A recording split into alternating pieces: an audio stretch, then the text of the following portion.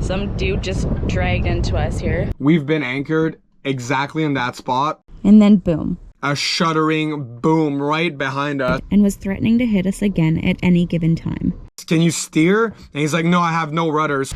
Oh yeah, that's where he hit. Hi, my name is Kenna, and this is Jay. We live aboard our Choi Lee Offshore 41.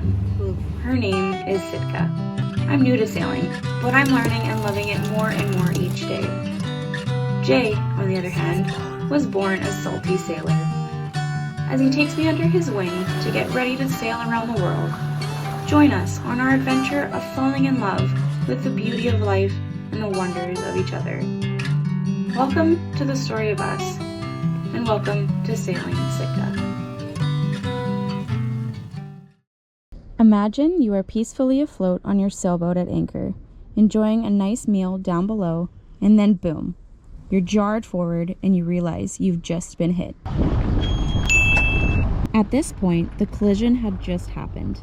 The boat was drifting along our port side and was threatening to hit us again at any given time. Jay started asking the owner what systems he had available on his boat so he can move away from Sitka.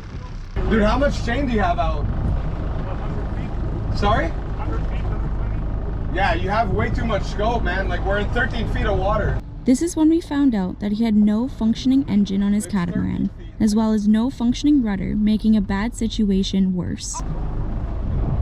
What the fuck? Sorry for the bad footage. We were filming for insurance purposes only, and we needed all hands on deck to deal with the ongoing emergency. That was a big fucking bang, hun. Like, where did you hit? I heard it on the bow. Yeah. So what are we doing here? Okay, sorry about the messing filming. Some dude just dragged into us here, and now we're just trying to figure this out. We were just down below and like we heard the fucking huge bang on the hull, and this fucking cat with no rudder or anything can't move. He's just bobbing around. That's the boat there. At this point, the lack of seaworthiness of this boat made it clear that the safest decision was to pick up anchor and move to a different location, far, far away. Just going through there. Just go up forward, the anchor's ready to drop. Okay.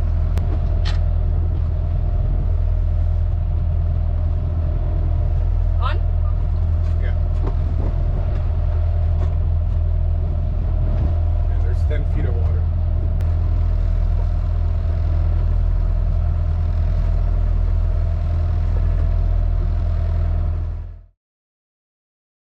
Get a lot of... Yeah, so I don't know what we got in there because obviously like we were Not busy much. trying to deal with the boat and not get our boat destroyed by this can opener of a sailboat. So just to give a little bit of context here, we've been anchored exactly in that spot for a month, over a month, because we came in on the 28th or 25th?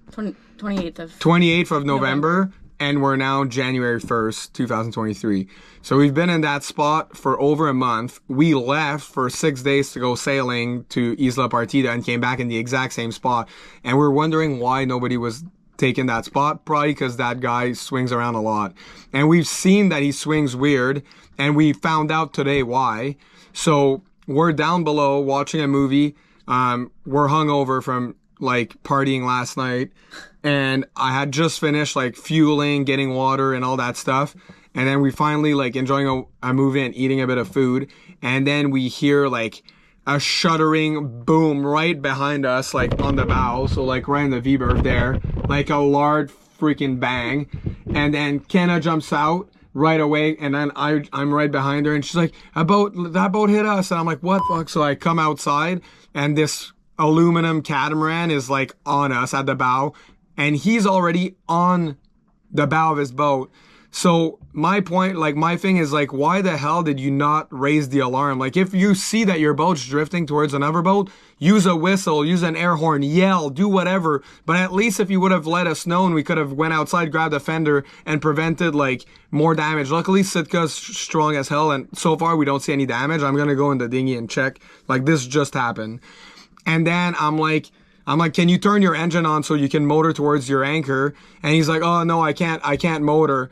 And I'm like, what? I'm like, can you steer? And he's like, no, I have no rudder. So like this guy's anchored in an anchorage with no motor, no rudders. And I'm like, how much chain do you have out? And he's like, oh, 100, 120. Like he's not sure how much chain he has, which to me is concerning to begin with. And then I'm like, that's too much chain. Like we're in 13 feet of water. And then he says, no, we're in 20 feet. I have my depth sounder on. I don't think he has a depth sounder, to be honest. But anyways, and like honestly, like I've been sailing for a long time and I've seen boats drag, and I've been on boats where we've dragged. Our boat wasn't dragging. His boat was probably not dragging, honestly, to be honest with you. I think it was just swinging very weird because the current and the wind here is nuts. But it's just his whole approach to the situation was just the opposite of what you'd want to do. Like, not helpful, not communicating, Defensive. not very defensive. Very it's defensive. like, dude, like questions like what type of chain you have, what length you have, and is your engine working, and your rudders are like common questions. And by the way, you shouldn't be at an anchorage if you don't have these things working, like unless it's an emergency, but this boat's clearly been there for eons. No. The current was very strong right now, so the worst time to anchor is right now. So, but I was like, yeah, I don't feel confident with staying at that specific location. So we pulled up anchor and moved to the other side of the channel, next to our friends on Great Escape, and yeah, we just anchored right now. Oy. Yeah, but anyways, this is the realities sometimes of cruising. You can have the best setup in the world and all the skills, but you don't know who you're anchored next to. But yeah, like I don't know what his situation is. Like I don't want to talk, shit about the guy. Like, no. But it's just like, not the right approach. Like, no, at all. Not helpful. Not helpful. Didn't even have fenders. Didn't take a fender out.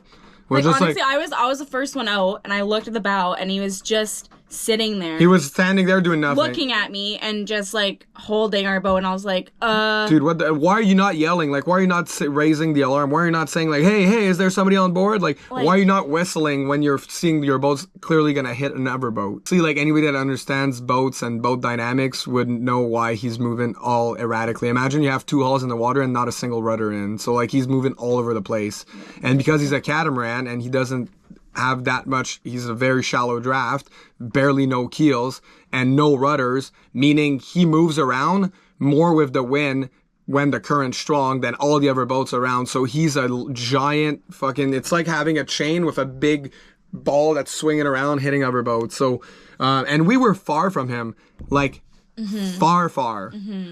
So yeah, at first I thought he drug, but then when I found out he had no rudders, then it all made sense. But like first thing I told Canada too, I'm like, next time, like unless like it's like right away it's gonna crash, like open the throttle, start the engine, because like right away, either way, if he's hitting us and we're anchored, we'll want to pull the anchor or move or motor, and we'll need the power and the electricity to pull the windlass. So we need the engine on anyways. Yeah. So like first things first person, like before you go up, like open the throttle, grab the key, put it like in the cockpit, so whoever needs to start the engine, it's ready to go. And then like right away fender, and like try to communicate with the other person and like come up with a plan, because there's no point of like one pushing and one pulling. Yeah, but, like so I've never experienced this before, obviously. So the first thing I did was I grabbed boat hooks just to like push him off. So that was my automatic reaction. And then you're like, okay, let's like, start the engine, and then you go through all your steps. Yeah, so I was like, get a fender, put a fender. And I was trying to pass him one, because it didn't seem like he was even conscious enough to grab one of his own fenders that were doing nothing. So I grabbed one of my fenders and was trying to hand it to him so he can put it between his can opener bow and our hull. And I was deer in the headlight. His hands were like in between. Yeah, the worst place. Like that's how you break. Like the last thing you want to do is you're not gonna do anything. You know, like if ever you're in the situation where you have thousands of pounds, approaching another thing that weighs 1,000 pounds and getting moved by the force of the earth, the last thing you want to do is put your hands in there. Like put something soft in there, like a fender, a blanket, anything. Not your hands though, because trust me, they're gonna break. Like. Then you're injured by yourself on your boat, and you're banging into another boat. Then you're in a worse situation. So sometimes it makes a difference to like just, take a pause and think about something. Well said. But yeah, it's always easier said than done too, though. To be honest, when it happens, like I was pretty like, what the hell? Yeah, like, I was frazzled. I was like, we were like so not expecting that right now. Like it's not bad. Sued. And it's not crazy conditions. Like, it's not crazy with the current strong, but I mean, this happens every day. And like I said, we've been anchored there for over a month. So. We just finished doing like some provisions today, sat down a little hungover, made some soup, and then we got like huge bang, like we friggin' felt it, and I like popped up like a I kind of want to go in the dinghy and just go check, honestly. Well, yeah, we should just do that. Like, look at how much current there is. Yeah.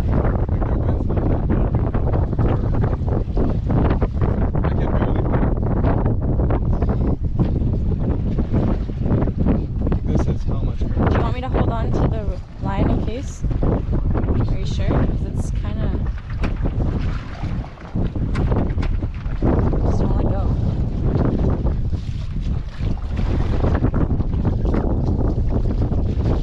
He hit on that side too. But I don't see any damage. No?